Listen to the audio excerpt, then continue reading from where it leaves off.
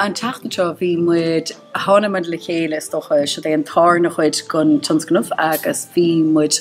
ó thua ag nghuidóir ar feadh cúig lá agus an sin tháinig an seo, tá muid an seo de seachtain si é an dar lá déir nuchnis agus tá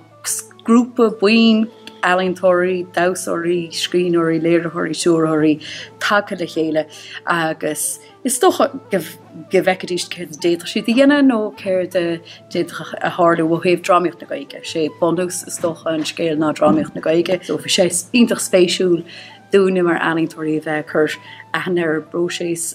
nó ar fróséis éagsúla agus gomach daoine freisin an a rá an clacht sin a phríal agus beidir na rudí haan lo faoi a thuairt lob agus na rudí eile a ágáil ach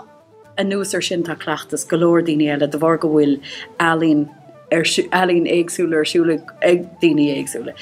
go bhfuil siad tuairt faoi beidir dása nó fís Alín nó is stocha tá céird na éagsúla ag daoine agus go bhfuil siad gire